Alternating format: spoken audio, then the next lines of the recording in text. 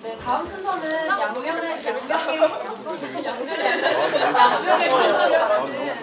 양면 큐조입니다.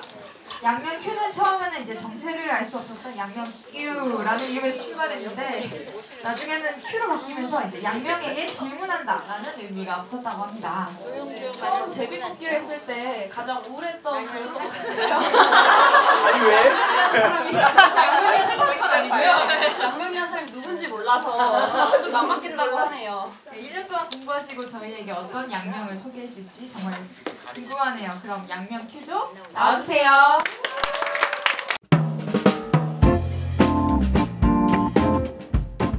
안녕하세요. 양면 큐조입니다.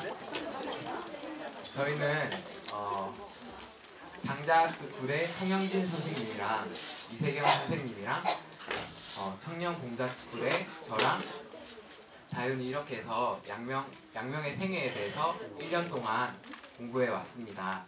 이제 양명 렉처를 시작하겠습니다.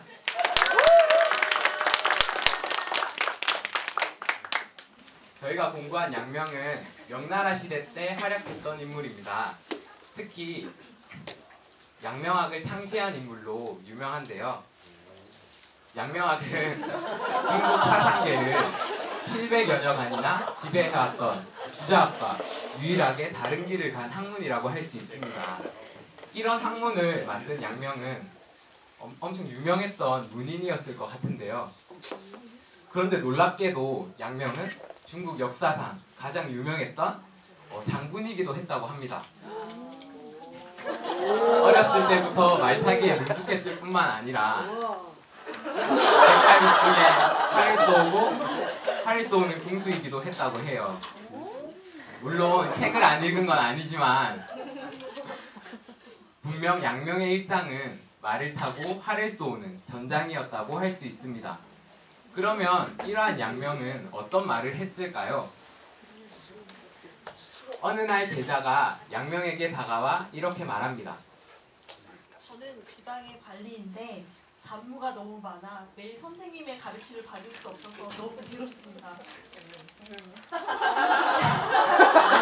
제자의 물음을 들은 양명은 이렇게 대답해 줍니다. 누가 자네에게 책상에 앉아 공부하라고 했던가? 직장을 그만두라고 했던가? 내가 그러라고 하던가? 나는 그런 말을 한 적이 없다. 관리라면 관리로서 자신의 소임에 따라 하는 것이 공부다. 송사에 억울함은 없는지, 규율에 치우침은 없는지, 이런 구체적인 상황 속에서 자신의 공부가 이루어진다.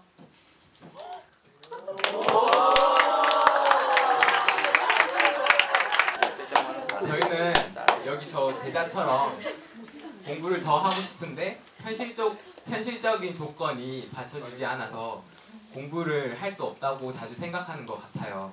그런데 그것은 저 제자처럼 공부한다는 것을 저희가 책상에 앉아서 책을 읽고 강의를 듣는 것만을 그렇게 생각하기 때문일지도 모를 것 같아요. 하지만 양명은 공부한다는 것을 자신이 구체적으로 부딪히는 곳, 즉 일상에서 날마다 이루어져야 한다고 말하는데요. 이 말은 무슨 말일까요? 저희는 양명의 생애를 쫓아가면서 일상에서 날마다 공부가 이루어져야 한다는 이 말이 어떻게 탄생했으며 그리고 이 말은 어떤 의미인지 이해해 보려고 했습니다.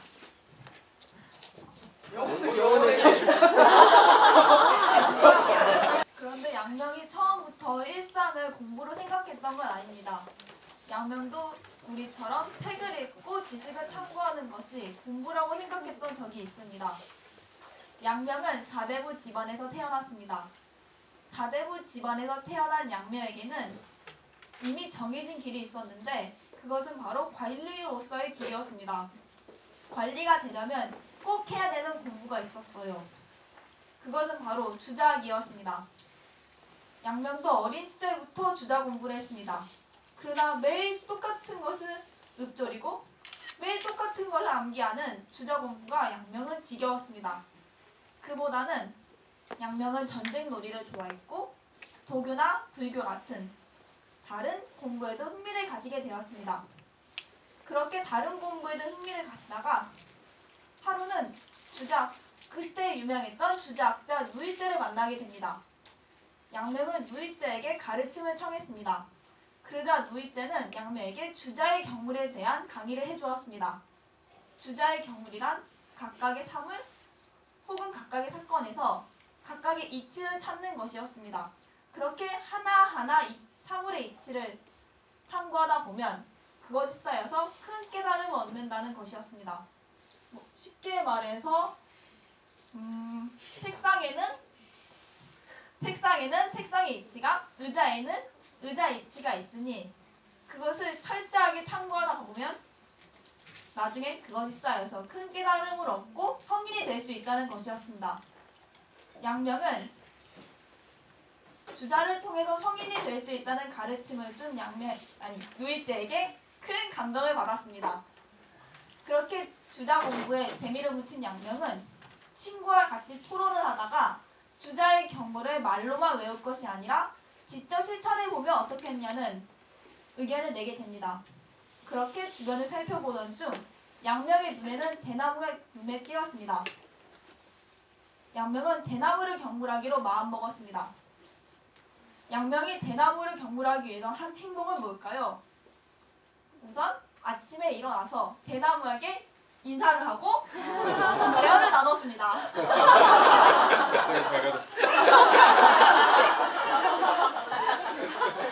좋아하는 부분이야. 재밌잖아요. 대나무 줄기와 이파리를 하나하나 살펴보기로 하고 대나무 관련 서적을 쭉 읽어서 외울 정도였다고 해요.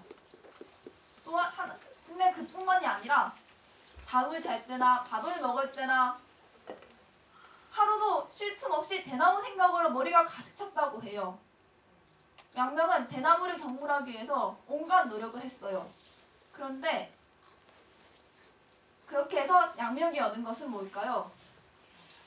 양명이 그렇게까지 해서 얻은 것은 안타깝게도 병이었습니다.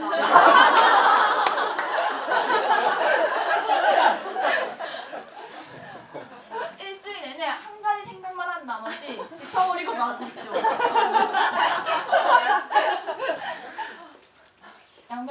양명의 대나무 경물 사건은 주자학을 더욱 잘 이해하기 위해서 생긴 사건이었습니다. 그만큼 양명이 주자학에 충실하고 또한 신뢰했던 것이기도 하죠. 경물설에서 보았듯이 주자의 경물은 사물을 탐구하는 지적 탐구를 중시했습니다. 청년 시절 양명 또한 공부를 일상으로서가 아닌 사물을 인식하고 관찰하는 차원으로만 보고 있었던 것입니다.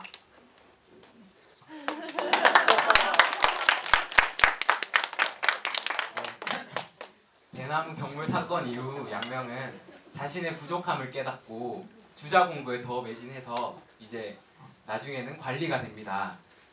양명이 관리로 지내던 시절에 명나라는 부정부패가 엄청 심했다고 하는데요.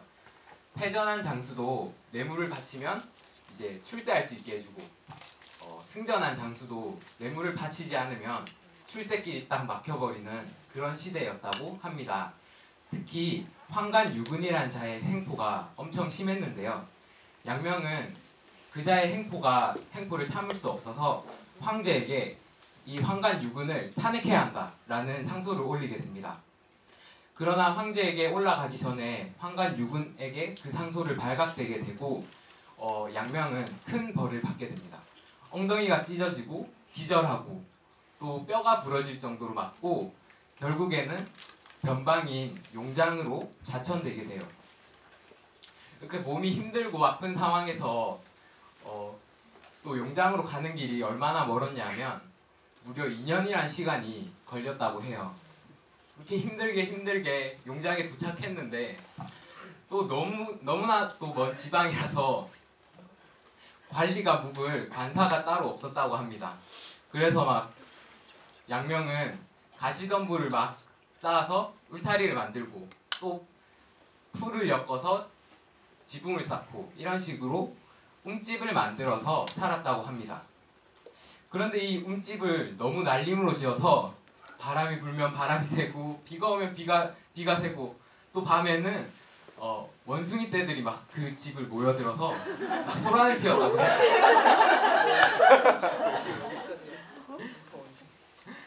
네, 그래서 이걸 어떻게 해야 하냐 몰라가지고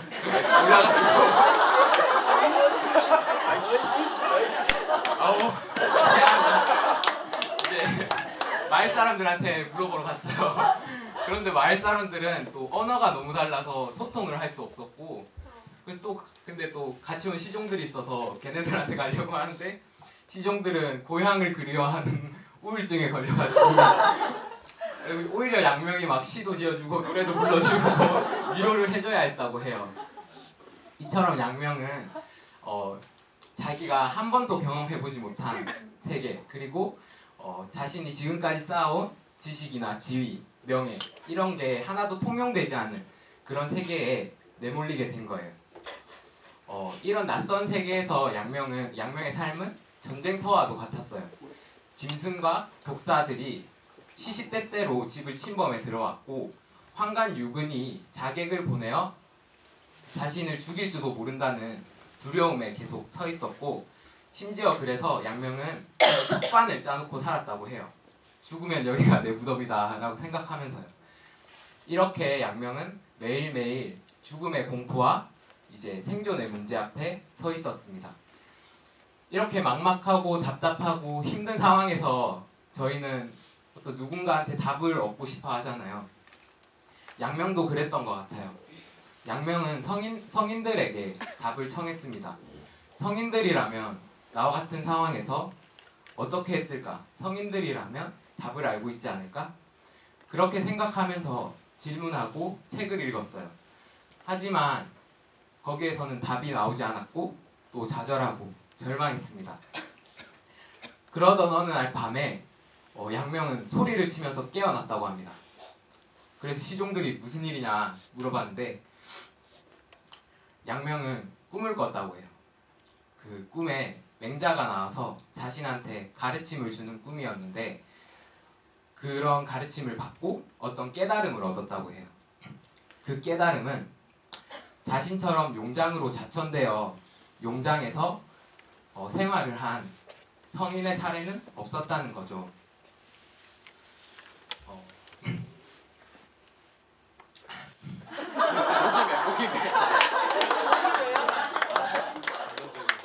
네, 없었다는 거죠. 이 말은 용장에서의 삶의 답은 성인들에게 찾을 수 있는 게 아니었다는 것입니다. 양명은 내 앞에 있는 물음은 나의 것일 뿐이며 그렇기에 이 물음에 대한 대답 또한 나 자신 이외에 누구에게도 구할 수 없다는 것을 깨닫게 된 것입니다. 이러한 깨달음 이후에 양명이 공부를 생각하는 것도 많이 바뀌게 돼요. 이제껏 양명에게 공부한다는 것은 자신 바깥에 있는 사물을 관찰하고 인식하고 더 잘 이해하고 그래서 보편적인 진리를 습득하는 문제였습니다. 하지만 이제 양명에게 공부한다는 것은 자신과 부딪히는 일상 속에서 또 자신과 당면한 문제 속에서 이루어지는 것으로 바뀌게 됩니다. 네, 그 전에는 성인에게서 답을 찾느라 주변이 보이지 않았다면 깨달음 이후 비로소 용장이 보이기 시작해요. 용장은 죄를 지은 사람들이 자천되어서 오는 곳이었는데 그 사람들은 용장 사람들을 무시했어요. 그래서 용장 사람들은 이방인에 대한 경계심이 심했습니다. 양명에게도 마찬가지였어요. 처음에 양명은 이런 용장 사람들의 태도 때문에 어떻게 할지 몰라 성인에게서 답을 찾고자 빠져들었어요. 그런데 깨달음 이후 일상에 보이면서 질문이 바뀝니다. 지금 이곳 사람들과 어떻게 소통하고 내가 이곳에서 할 수 있는 게 무엇일까 다시 묻게 된 거죠. 그래서 이제껏 몰두했던 고민에서 나와 마을 사람들에게 다가가요. 그들의 말을 배워서 학문을 가르치고 동굴에 살고 있던 사람들에게 집 짓는 법을 가르치고 서당을 지었어요. 마을의 한 사람으로서 자신이 할 수 있는 일을 찾은 거죠. 그렇게 차츰 사람들과도 가까워졌고 나중에는 이들의 스승이 되었습니다. 이렇게 용장에서 양명이 새로운 생활을 시작하는 동안 조정에서는 탄핵운동 끝에 육군이 처형돼요. 그 무렵 양명도 자천에서 풀려납니다. 이후 베이징에서 과거시험관 관리들의 인사 업무를 맡기도 했지만 양명의 주 무게는 전쟁터였어요. 여기에는 양명의 탁월한 능력을 식기한 나머지 어떻게 해서든 중앙 정치에서 양명을 배제시키려는 관리들의 견제도 함께 작용해요. 그렇게 양명은 지방 곳곳 가장 험한 전쟁터로 향하게 됩니다. 물론 자신의 능력과 인맥을 이용해서 어떻게 해서든 전쟁터보다 안전하고 높은 지위를 보장받는 중앙 관리가 될 수도 있었겠지만 양명은 그렇게 하지 않았어요. 또 깨달았다고 해서 일상을 가벼이 여기고 학문적인 성취에 매달리지도 않았습니다. 대신 양명은 용장에서는 마을 사람으로, 복직해서는 가장 성실한 공무원으로 살아요. 일상의 공부라는 자신의 가르침을 실천한 것이었는데요. 그렇다면 구체적으로는 이것이 무슨 의미일까요? 이것은 앞에서 봤던 이것에 대한 힌트는 제자와의 대화에 있습니다. 일이 바빠서 공부하지 못하겠다는 제자에게 양명은 공부는 따로 있는 게 아니라 지금 하고 있는 일에 마음을 다하는 것이라고 했어요. 지금 하고 있는 일을 소중히 여기고 거기에 집중하는 것이 가장 큰 공부라는 것이었죠. 또 아이가 아파서 괴로워하는 제자에게는 이럴 때야말로 공부해야 된다고 말을 해요. 아이가 아파도 책상을 지켜야 된다는 걸까요? 마땅히 괴로운 일이지만 지나치게 감정에 빠져서 생활의 중심을 잃는다면 공부하는 사람이 아니에요. 힘든 상황이라고 해도 오늘의 하루를 지키면서 자기가 할 수 있는 일을 할 때 가장 큰 공부가 됩니다. 양명 역시 평생 폐병으로 고통받고 발에 못이 박힐 정도로 전쟁터를 다녔지만 자신에게 주어진 현장은 한 번도 피하지 않았어요. 양명에게 공부터는 책상이 아니라 전쟁터로 가던 중에 학문을 논하던 말 위였고 배 아니었습니다.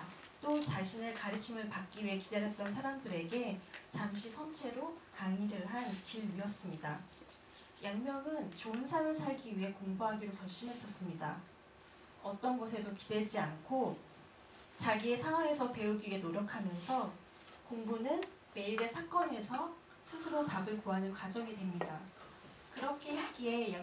그렇게 일상의 공부였기에 양명은 어디에서든지 배울 수 있었고 그렇게 공부했기에 양명에게 공부는 이미 좋은 삶이었습니다.